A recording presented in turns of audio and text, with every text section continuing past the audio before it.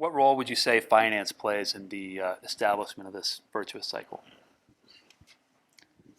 All right. Well, my experience here is limited in the sense that I think the more interesting part of this probably is the commercial, to be honest, right? I think the idea of spinning out innovation into entrepreneurs who are going to develop and commercialize that is probably the more interesting part of the conversation than you have IP and technology behind it, at least from my standpoint, and another company has decided that they're not going to respect it or they're going to infringe it. So with that caveat that I'm not a commercialization guy, and there are plenty of VCs obviously that specialize in university spinouts and so forth, it unfortunately plays quite a role these days. Only because, like I was saying earlier, the times have changed for basically everyone, particularly in the technology world. Probably, I think if you look at the university world, you see a different dynamic in life sciences. You see willing licensor relationships to bring molecules to market and test them and so forth. In the technology world, is an entirely different story. And so chances are, if you're a university with interesting sort of tech IP and investigators behind it, and you've noticed that industry has sort of adopted that technology and you would like to sort of facilitate a business deal, it will not happen without litigation. It's an unfortunate part of the reality now. As Caltech, I guess, last week showed a lot of the world with a really, really big, what was the number? What was it, $1 billion? Yeah, $1 billion plus against, right? And where that goes, whether it actually gets upheld in the Court of Appeals, is an entirely different story. But for universities, that's the reality. And then it's sort of, well, how do I pay for this? And what I've experienced is that in the university tech transfer world, you're judged a lot of times maybe more by the expense than you are the potential upside, right? I mean, the expense can be devastating. And so now that there's this industry that's come along that's willing to sort of finance litigation, I think it ties in really well with maybe some university litigations and the need to litigate. And so in that role, it's proliferated. And I think from the finance standpoint, when you look at patent cases, I mean, these things are like, you could lose these a lot of different ways. And traditionally, the thinking has been, well, what better opportunity than a university case, right? Because universities are synonymous with their hometown, right? I mean, if you're University of Kentucky in Louisville, right? If you're University of Wisconsin in Madison, and you're able to actually be in court there and suing a large company, it's sort of like, this is great, right? Unfortunately, the rules of where you can sue people have changed, and so maybe it's not as great anymore, right? You could be now University of Wisconsin in Delaware, which maybe isn't the same dynamic. But I think the allure of sort of backing the hometown university in the hometown, if you're in my business, I think for those people, it's sort of like, I gotta do this. Here's why all this is connected, though. Some people in the audience might be wondering, why are we talking about enforcement and university tech transfer? Outside of a few important cases like Caltech that have won over $1 billion, and some other litigations that have been going on from universities. But I love talking about this and I love talking about why it's all connected, because the value of intellectual property exists only if and to the extent it's enforceable, right? And Michael just asked me the question, why do we file all these patents? And I said, well, we file these patents so that we can get investment, right? And to further the product development, advance the technology. You're 4,000 times, by the way, you're 4,000 times more likely to raise money, private funding, if you have a patent than if you don't. And that's based on an empirical study done by MIT right here, the Regional Entrepreneurship Acceleration Project. So if we know that, right, then we know patents are valuable. But patents, again, are only valuable if to the extent they're enforceable. And so when we look at sort of, you wonder why did Michael go back into 2011, the American Invents Act, and talk about the shift in the pendulum and all of that. All of that has an incredible amount of relevance, actually, to the university intellectual property system and why we file patents. There's only two things really that would force me to not file patents when I have an inkling that there's value in something very early stage. One is budget, and two is if no one respects that patent, right? Because if no one respects that patent, then I can't go raise money on that patent. They only respect that patent if it's actually enforceable. And it's only enforceable if we've got a patent system that allows patents to be scary, right? And patents are only respected if they're scary, right? That's patent value and risk are tied. It's valuable to one because it's risky to someone else. And so that's why all this is connected. And the enforcement of patents has a lot to do with the innovation economy driven by universities. But I think some of the criticism of patent enforcement in general, and we come from patent advisory services, is the lack of use, right? And if you look at our mission, it really is to get use, and it's when the sort of patent troll narrative comes in when people who are financial entities or people who are owning the patents but are not using those patents are the ones that are enforcing them. And not to say that that's not legally the intent of a patent is the right to exclude, but I think that our involvement tends to be with people, our licensees that are hopefully using the intellectual property, and therefore if there's need to enforce because there are others who are competing with them, then that's to us the proper role, well, not the proper role, but a role for then knocking on somebody's door and saying, hey, wait a second, we've licensed this technology to 5 people who are paying us a royalty. And I think the UC Davis, right, the LED case recently is, for LED filaments, they've got a bunch of licensees who have paid them money for that license, and there's others who are not, not paying their fair share. And so I think that's a different lens to look at the enforcement, debate through. Mm-hmm. So Myron, is it correct to say that the decision, MIT's decision on whether to enforce, is driven by the licensee? I would say largely that's the case.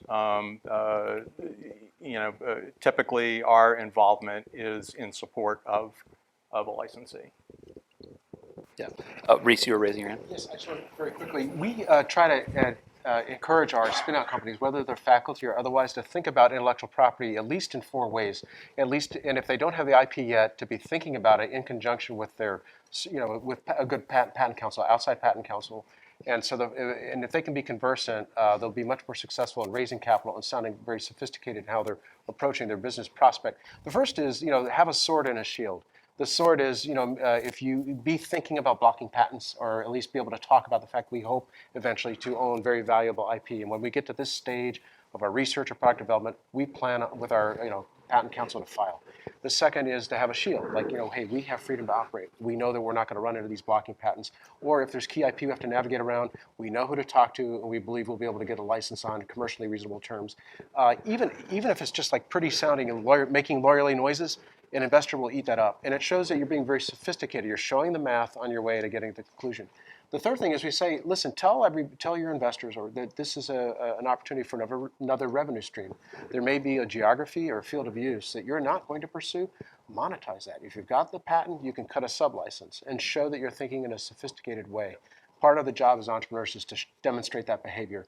And then the last is, I forget, I'm so sorry. At the earliest stages, it's really hard to differentiate yourself or to show validation that your technology is great or that your team is smart. Sometimes it's through grants, sometimes it's through winning competitions, patent application. But patents are another way to it shows validation. Like, we've got this, and maybe you can't raise a whole round around one patent, but it is an important distinguisher. It shows additional validation. In a sense, if you look at the industry, it's this interesting dynamic, right? It's sort of the upper echelon of everything, I would argue. Generally, it seems like to me, it sort of comes out as sort of, in a way, you should only be using patents and anti-patent. The same way some of the largest tech companies in the world, they don't need their patents, right? Because they are the largest tech companies in the world, and they have all the luxuries of revenue and distribution advantages and so forth. So they've gotten to where they are, maybe by licensing a patent, but they don't need them now to compete, right? Patents are for the new company who's trying to compete. And the same way, I'm just thinking about this sort of out loud, there are maybe in the university context, maybe it is that MIT obviously doesn't need to rely on enforcing patents, because if you're a student here, the opportunities of investment and resources are profound, the endowment is profound, but maybe there are other universities that don't sort of have the same luxury as MIT. So philosophically, they would probably view the value of the IP differently. And where their professor did in fact create something that industry has adopted, that would be enough to sort of go and enforce those rights. It's just, it's interesting to me how I think the perspective of where you fall out philosophically on IP a lot of times sort of just depends on where you are in the sort of ecosystem. It's true with entrepreneurs as well. When you have depending on the university or the reputation of who's given you the permission to use the IP, your perception to threats out in the environment are very different. So if you're known to have IP from a company or a university that won't let you sue, your power is very weak at that stage. If you have a patent from a company, you've licensed it from a company, you've licensed it from a university who everyone knows has empowered you to and will support you in suing on infringement, it's a very different conversation. I think that goes back to your point about the value. Is it scary or not? It's not scary if everyone knows that institution, whether it's a company that's licensed it to you or a university. If they're not going to let you sue, there's no fear there, and so there's no value there, or very little value. If you would not enforce your IP, you should not pay to protect your IP. Which is another theoretical debate because some people say there's different ways to protect your IP, right? Which is totally fine. Which is right. You can rely on trade secret. You've got, depends on what business you're in, algorithms, instructions, product manuals, reference architectures. There's other ways to protect your IP if that's the path you want to go. Depends on the business you're in again. But for the most part, when it comes to patents, if you would not enforce your patents or sell them to someone that would enforce, then it doesn't make sense to protect.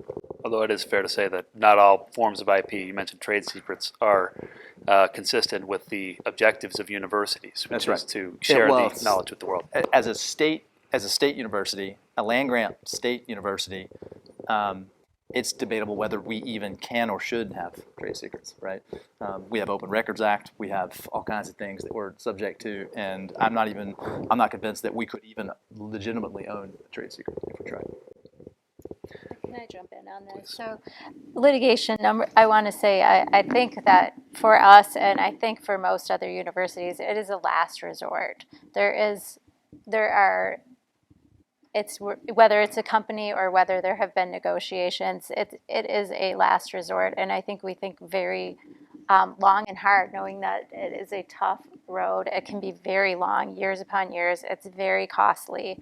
And yet, if you're not willing to stand behind your patents, if there are inventors on campus who have spent their life working in these technology areas and a company has just decided that they are going to take their chances and not pay for a license and they'd rather just spend the money fighting it until the end, that is a situation where we do find ourselves in that situation sometimes. And I think with companies like Michael's, there may be more coming in the future as more opportunities to fund litigation happen or as more universities end up having to do that. I think it's a shame that it's come to that. It seems like there should be a better solution for these tech companies and for the innovators on campuses to be able to come together and find a better, more productive solution. But it is where we are right now. So 96% of companies make less than $10 million in revenues. So 96% of the companies in America make less than $10 million in revenues. It is to enforce IP or to be a part of a patent litigation and defend yourself all the way through to the end, you're going to pay on average about $5 million, right? So for 96% of the companies in this country, it is a per se bet your company decision to put a product into the market relative to some risky piece of IP, right? And so every one of my startups that decides they're going to go on this pathway and get to market, this is why it's so important for university tech transfer offices to work hand in hand with those companies to make sure that that decision is one that is done right with product market fit, with customer validation, and truly understanding the white space that you're getting into and helping to bolster your IP position as much as you can.